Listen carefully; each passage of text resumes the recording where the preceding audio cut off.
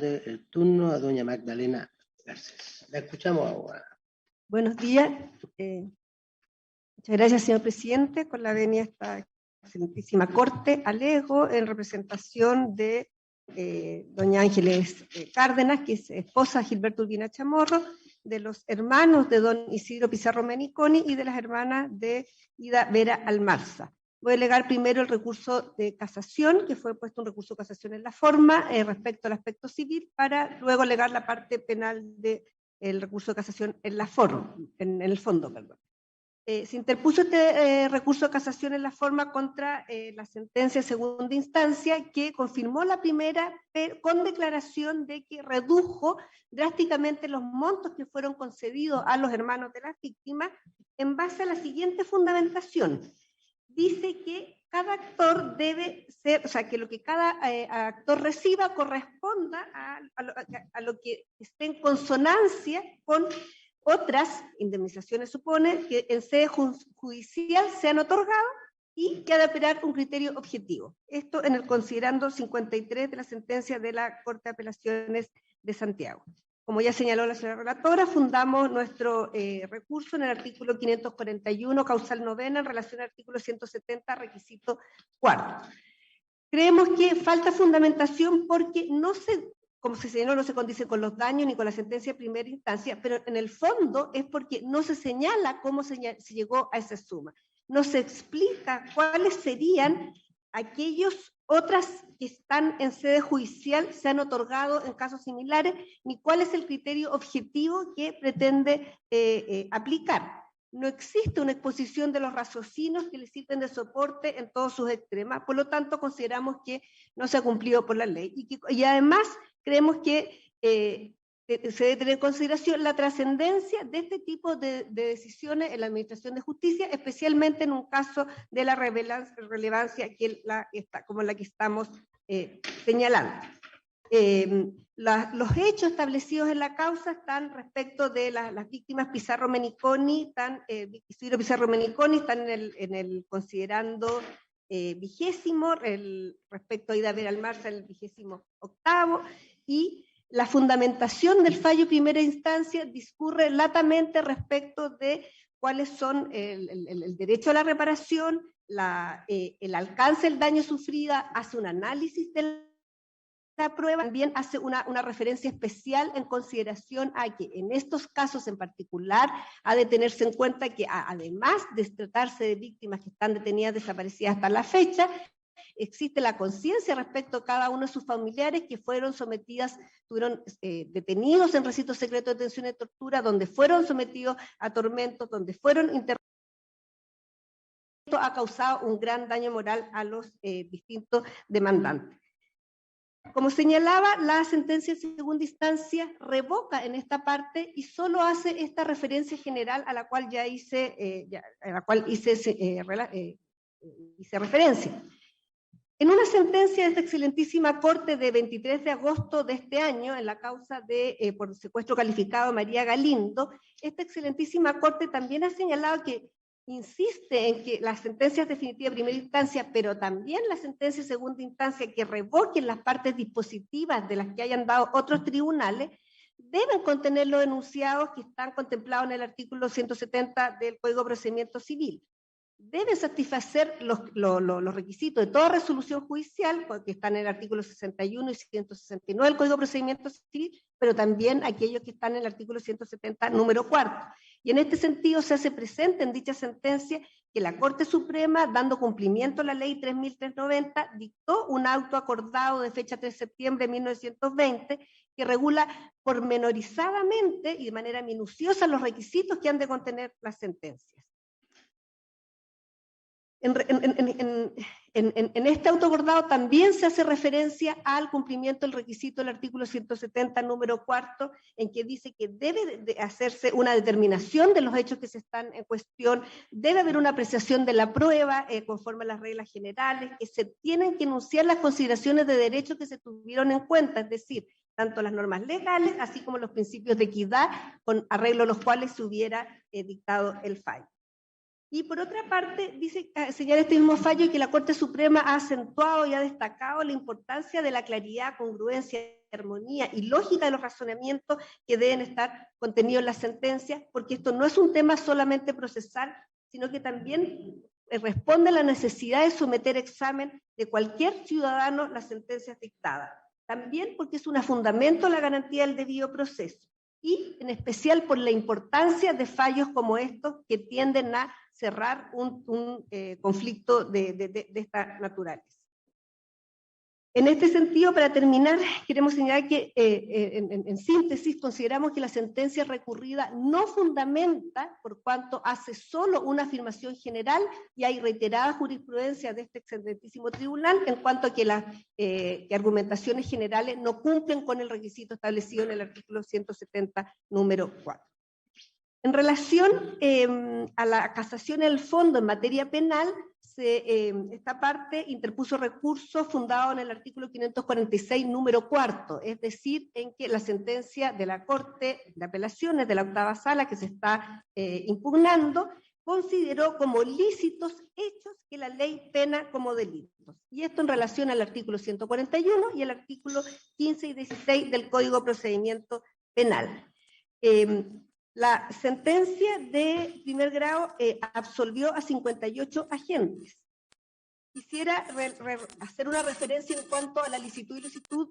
haciendo una referencia muy general a los hechos establecidos. Los hechos establecidos, hay 6 víctimas que permanecieron detenidas en Londres 38, conocido como Cuartel Yucatán, fueron detenidas entre el 17 de junio de 1974, el primero de ellos, Albano Fiorazo Chau, también el 13 de julio Mauricio Bucio Lorca, el primero militante del MIR, un segundo militante de la Liga Comunista, Marcos Quiñones Lembach, Mauricio Riquer Encina, a Rodolfo y Gregorio Gaete Farías, que fueron detenidos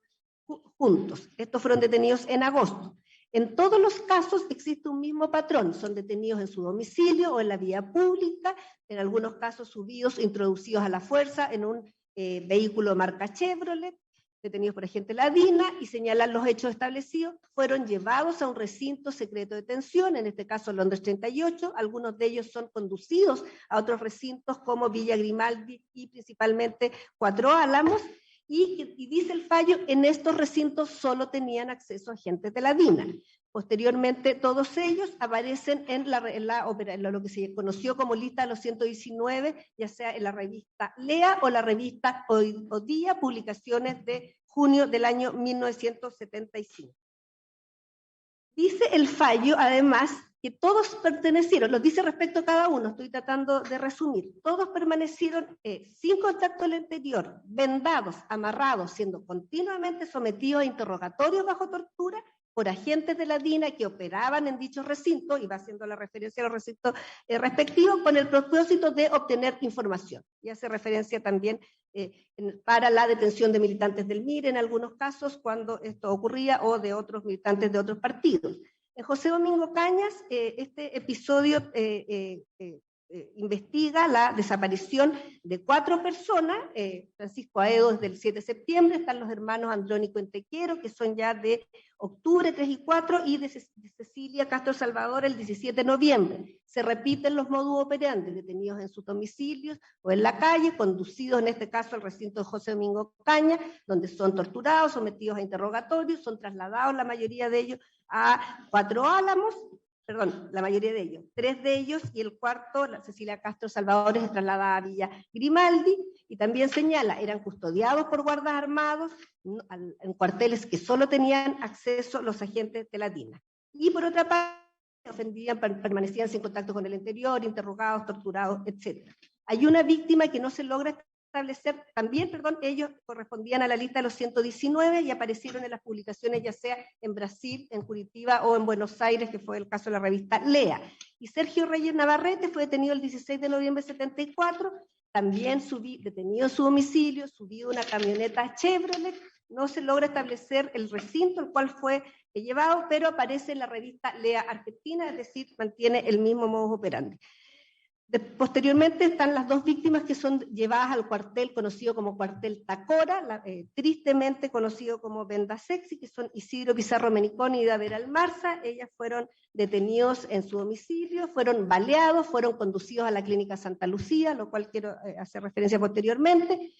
conducidos al recinto de Venda Sexy, ubicado en Irán con los Platos, y en el caso de Plátano, y en el caso de Isidro Pizarro Menicón y además a Villa Grimaldi. Y se repiten las mismas definiciones. Y por último, Gilberto Urbina Chamorro, quien era militante del MIR, fue detenido en enero del 75 y también fue conducido a Villa Grimaldi, desde ahí trasladado a Cuatro Álamos, nuevamente a Villa Grimaldi, desde donde se aparece, y también se establece la misma idea de que estuvieron en un recinto a que solo podían acceder los agentes de la DINA y que además fueron sometidos continuamente a interrogatorios, torturas, vendados, maniatados, etc. Respecto de qué agentes interpusimos el recurso de casación y consideramos que se configura la causal. En primer lugar, los guardias directos de los detenidos. Hay funcionarios que señalan que ellos eran guardias de recintos, guardias de perímetro, que hacían algún tipo de investigaciones. Estamos refiriendo específicamente, son 15 guardias, uno de ellos 15, eran 16, pero uno estaba sobreseído por demencia, que ellos mismos declaran, además de las presunciones que se acompañan en el fallo, de que ellos custodiaban a los detenidos, es decir, impedían que los detenidos pudieran recuperar su libertad. ¿Qué es lo que dice el fallo en segunda instancia? Que todas estas personas cumplieron fundamentalmente labores de guardia en los distintos centros de detención y que eso no podría ser considerado como parte del tipo penal por cuanto ellos no detuvieron ni hicieron desaparecer a las víctimas. Así, por ejemplo, en el caso de Torres Méndez, que no hay recurso de casación, pero decía, hacer guardia en Londres 38 no constituye un ilícito por sí, es lo que dice el fallo. Respecto a Urrutia Jorquera, que era uno de los guardias directos, dice que pasó a Londres 38 para cumplir funciones de guardia, que recibía a los detenidos, que registraba sus pertenencias, y por este motivo es absuelto.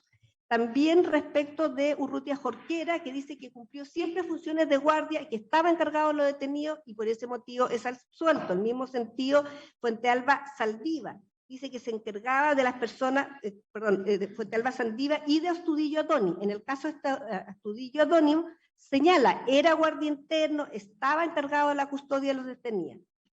Y dice respecto a Astudillo Adoni, el fallo de segunda instancia, que se trataba de un soldado conscripto en una institución jerárquica y militarizada en que en realidad recibió la orden de custodiar o vigilar un prisionero y que por lo tanto no detuvo ni torturó a nadie, es lo que dice el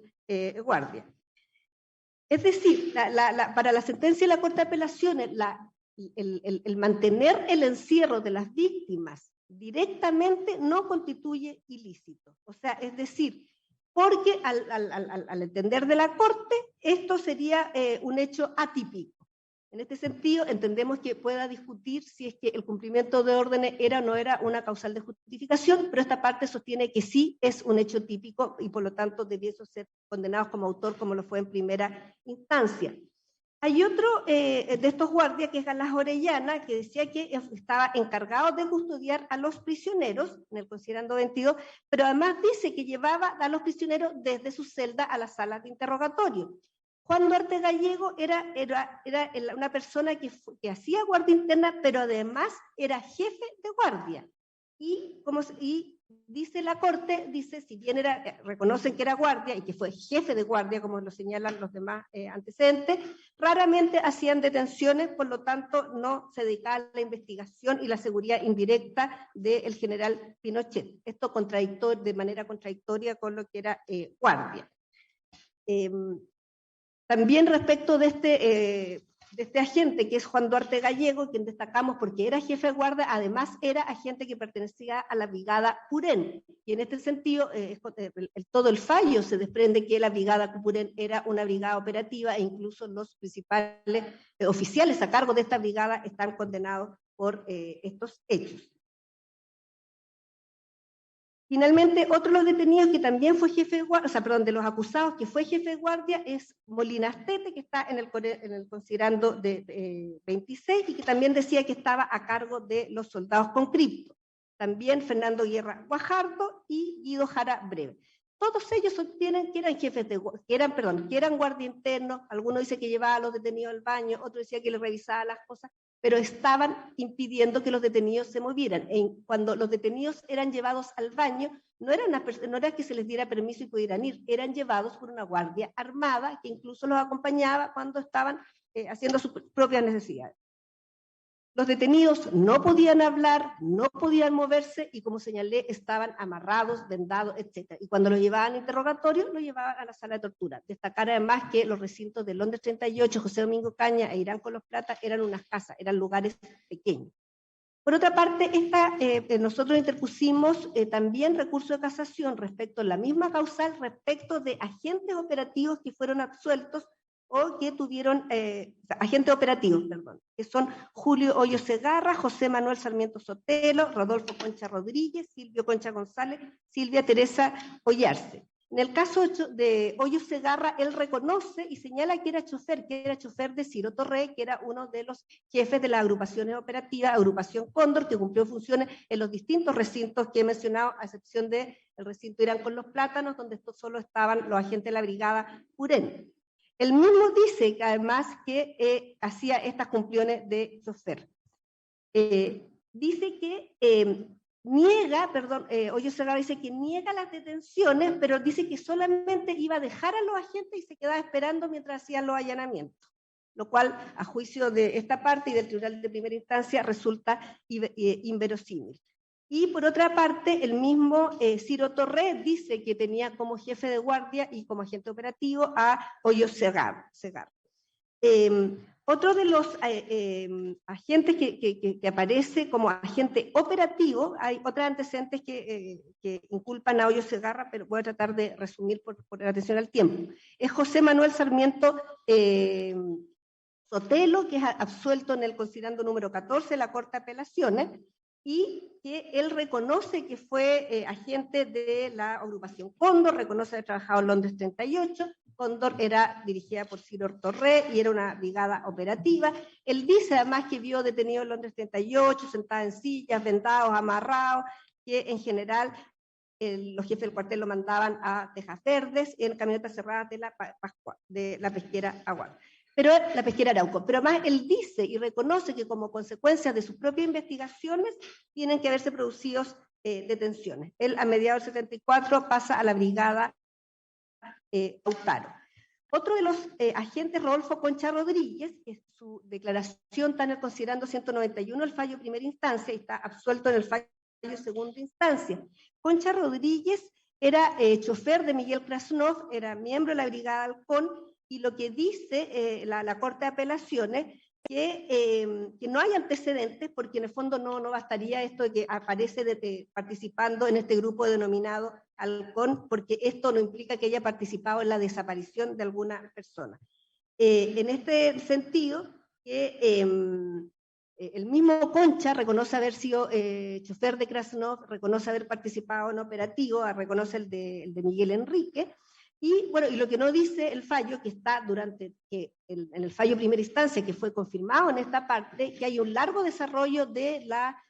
funciones de la agrupación Halcón, que está directamente bajo el mando de Miguel Krasnov, en la cual trabajaban Osvaldo Romo, Vázquez Zapata y otros agentes que participaron activamente en los allanamientos y detenciones de las víctimas, especialmente del MIR en este periodo, pero no solo del MIR. El jefe directo, además de Concha, de quien era chofer, está condenado por todas las víctimas. No participaba en los allanamientos y quien lo llevaba a los allanamientos, su propio chofer, que era Concha Rodríguez. Silvio Concha González, y además quería decir que existe el testimonio de Erika Henning, que lo reconoce también en el operativo de la detención de su marido, y esa está también esa declaración consta en auto. Alfonso Chanfró, también detenido desaparecido en Londres 38. Silvio Concha González también era otro agente operativo que es absuelto porque él dice que él pasaba a máquina los informes que le entregaban de los interrogatorios. Sin embargo, hay otros antecedentes que dicen que en realidad él era parte de la plana mayor de una de estas brigadas operativas. Y en este sentido, destacar que era jefe de la plana mayor de la agrupación de Ricardo Lorenz, que es otro de los agentes operativos que está involucrado en los distintos casos que está condenado en los casos que se investigan. Dice que, ¿y qué es lo que hacía la plana mayor? Estaba a cargo del funcionamiento de la agrupación y del recinto. La plana mayor veía las partes logísticas, entregaba las armas, distribuía las guardias, etc. Brindaba los medios de transporte. Es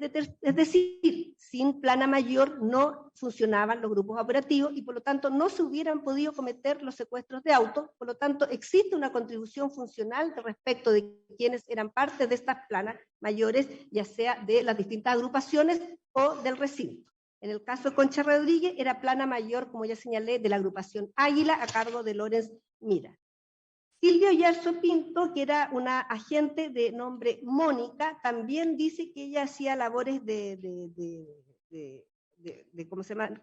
De labores administrativas y que a veces tenía que ver cosas respecto del personal y que le pedían descifrar códigos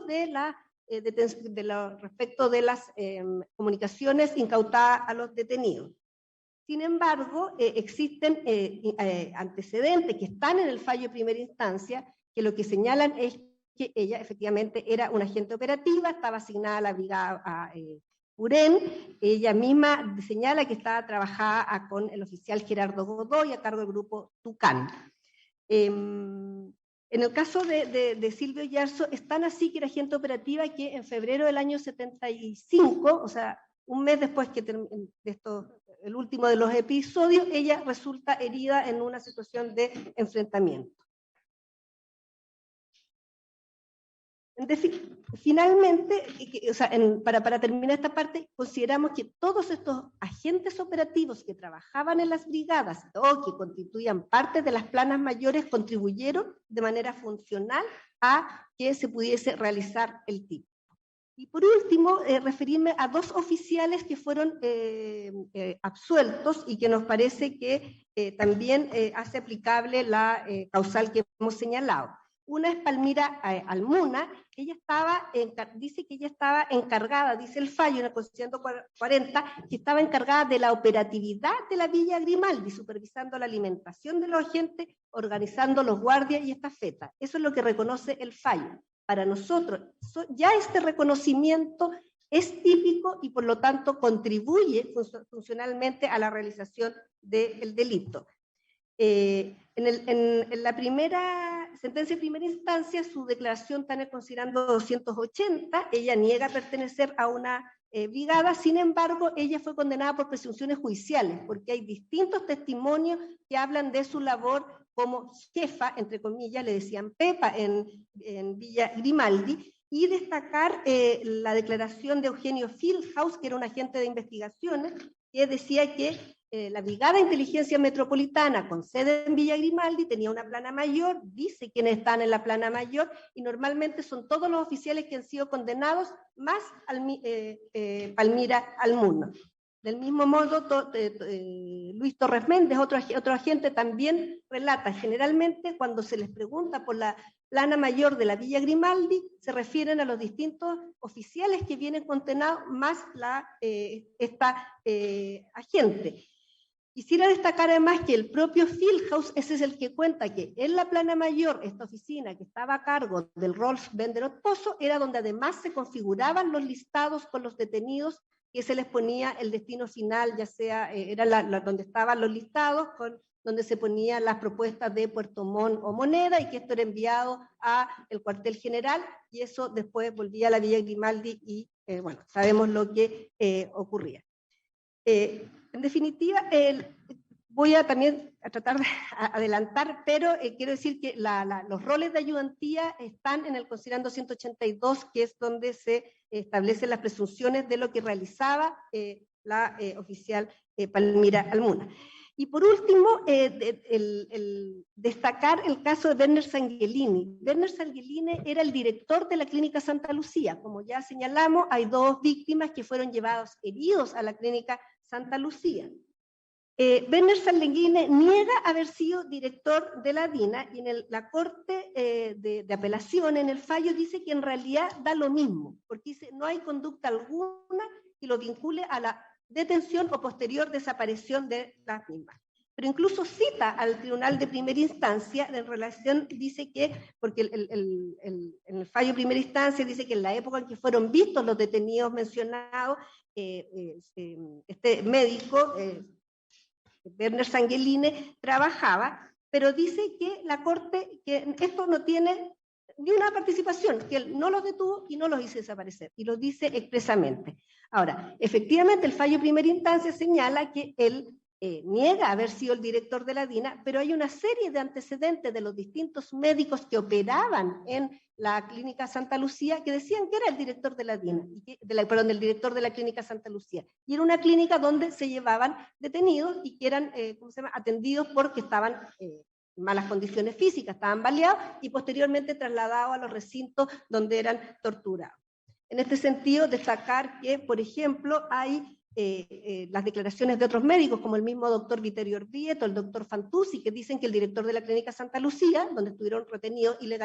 ilegalmente secuestrados, era este agente. Hay otro médico, el doctor Roberto Laicar Chávez, que declara a foja 16.976, dice que en realidad la Clínica Santa Lucía, más que una clínica, parecía una morgue, que se corrían rumores que en el sótano estaban los paquetes, entre comillas, y que le ponían dosis de peltotal, matándolo, y que esto lo discutió expresamente con el doctor Sanguiline.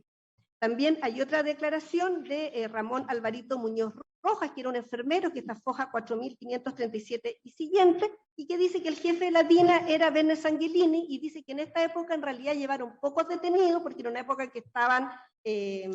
empezando a funcionar, pero después relata también de otros detenidos a los cuales les tocó ver y atender el año 76 y que eran entregados a Moren Brito. Es decir, consideramos que en su calidad de director, jefe del recinto, cumple plenamente el tipo penal establecido el 141, que también sanciona a quien facilite el lugar donde se genera el secuestro. Quisiera muy rápido hacerme cargo de algunas de las alegaciones de la contraparte, esperando que me quede algo de tiempo. Solamente voy a referirme a unos pocos agentes. En relación a Ferrer Lima, hay que destacar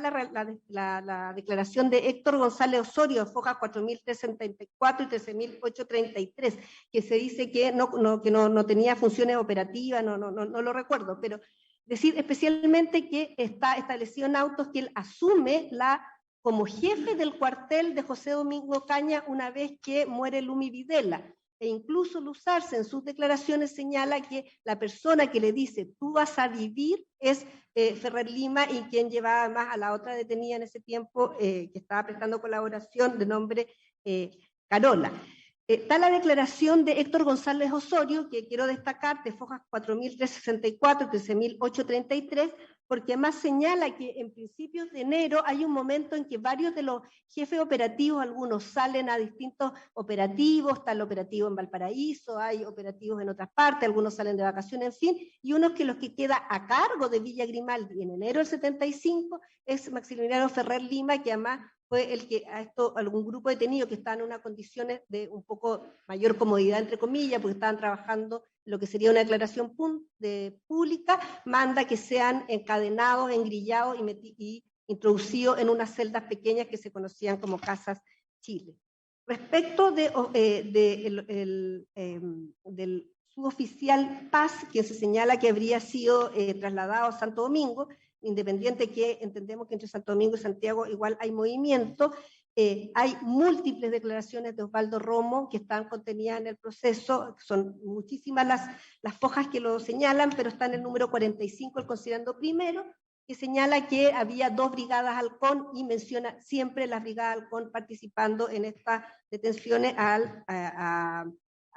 Nelson Paz. También lo menciona Luzarse, y Luzarse, que en el considerando primero también número 81, dice que desde agosto del 74 hasta octubre del 75, está hablando sobre Romo, dice que era miembro del CON 1, que era un hombre de confianza de Miguel Krasnov, que era su jefe directo, Pero además dice Osvaldo Romo, Miguel Krasnov, junto con Barclay Zapata y el Negro Paz, que era como lo decían, son responsables de la detención y tortura de una importante cantidad de militantes del MIR que están desaparecidos desde Londres 38, Ollagüe y Villa Grimaldi. Hay también varios partes policiales que establecen los roles que ellos cumplían. Así, por ejemplo, Fuentes Torres, que era un agente operativo también de la agrupación Halcón, está establecido en el parte policial 246 de Fojas 2890, donde se lo identifica porque le decían cara de santo. También en ese mismo parte está identificada Teresa Osorio, también agente operativa, también del grupo Halcón, y en el parte policial 1212, que está Fojas 2602, donde se establece la estructura la estructura interna de la DINA, de las agrupaciones, y en particular quería destacar a estos agentes que me llamó la atención porque eran agentes del grupo Halcón, que tuvo una activísima participación en las detenciones, secuestros y no sabemos si posterior desaparición de las víctimas. Eso es todo cuanto puedo alegar, su señoría. No, muchas gracias, señora abogada. Bueno, atendida la